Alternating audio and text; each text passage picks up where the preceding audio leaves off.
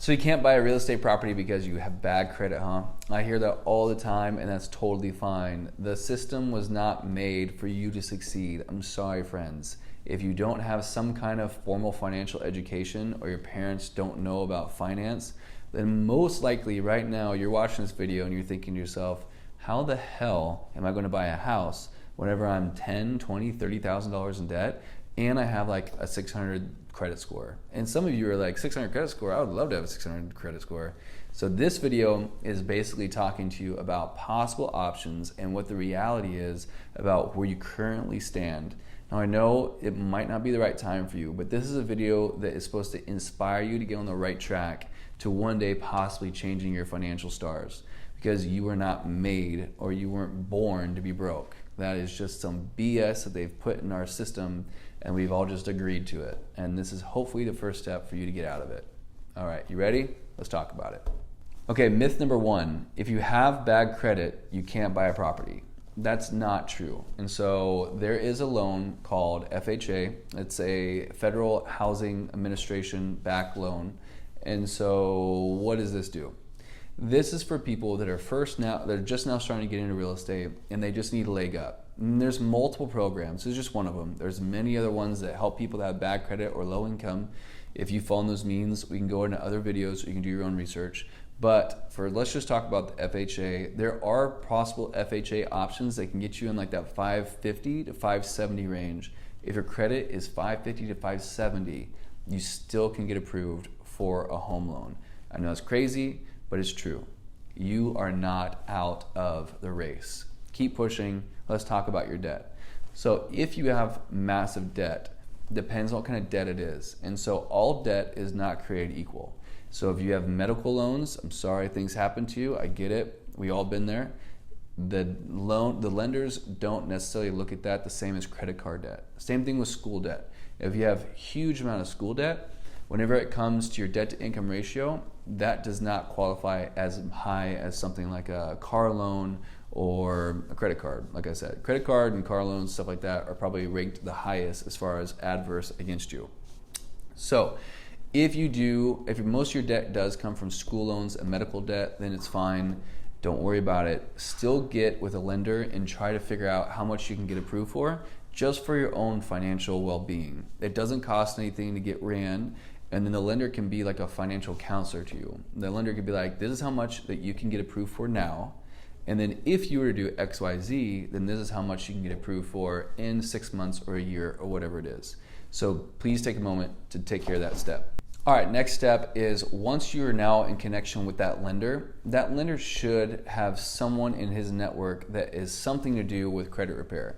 Now, I know you're probably gonna have to pay for that credit repair, and if you're watching this video, you might not have the money right now to pay for credit repair, but if you can somehow just take that investment in your future, this is the reason why you are currently, most likely, if you are, maybe broke. Because you keep on investing in the wrong things. The thing that you need to invest in more than anything is yourself. Before you invest in stocks and real estate, you need to be better than the current version of you. And the first step in doing that is investing in credit repair. If you're gonna be part of the game, you gotta be on the field. And you can't get on the field if your credit is 400 or low 500s. And so invest that couple $100 or $500 to fix your credit. Now, ask that lender about the connection, and then he can link you guys up. See if you can get that lender to give you some kind of like special discount. Be like, it's my buddy, so can you hook me up or whatever it is. You might be able to get $100, $200 off the fee. And then your next step is just to start paying down the things that you need to pay down first, like kind of outstanding debts or collections or whatever it is. You might need to talk to that guy about opening up different kind of credit lines. I know it sounds crazy, but picking up multiple credit cards whenever you have low credit is actually a good thing, depending on how you do it, if you do it in the right systematic way. And the next thing I want you guys to do is start learning everything you can about credit. Graham Stephan or Steven, I still don't know how to say his last name. Someone please comment below, do the asterisk, how do you do the pronunciation stuff? I don't know, I'm gonna have to Google it. But he's got a lot of really good videos. The Credit Shifu is another one on YouTube that you guys can watch. And then he's great. Like, all his content is fantastic. if you have something in your life that's preventing you from being the greater version of yourself, and all it takes is just a little bit of education and a little bit of action, then YouTube is a free, wonderful source. So you just sit there and just type up, how do I do something? And then there's multiple videos on exactly how to do it. Stop asking the question and just start learning the answer. The difference between a lot of people that are successful is that they pick the fruits while other people analyze the roots. Stop analyzing the roots, just start taking action, okay? And that's pretty much it. Whenever you guys get all this stuff taken care of and you start following the process and the plans and the programs that are set in place by the credit repair company, they're going to be hopefully sending out a bunch of like cease and desist letters. I don't know if that's the right term for it, but basically they're sending this out to the credit people and have them remove things from your credit. And so that's going to boost up your credit. You're going to start doing open lines. It's going to boost up your credit. And then, you know, hopefully over the next 6 months, it's going to start increasing your ability and your buying power. But that's the first step, guys. I hope this is really informative. I know this is a rough situation. I was there once. I used to be making, like, I did 1 year, I had $30,000 in debt, and I was making that year, like, I think my tax return was like $9,000 that year. And so I know how it feels. I get it. It really felt like the weight is on your chest and like you're suffocating. It's like if you're treading above water, and then every time I was trying to pay my bills, like I was paying my bills, but the interest on my debt was like as much as I was paying. And so I was like, what am I doing here? Like, it's just, I'll never get out of this. Like, I felt like I was drowning. Like, literally, it felt like you're drowning.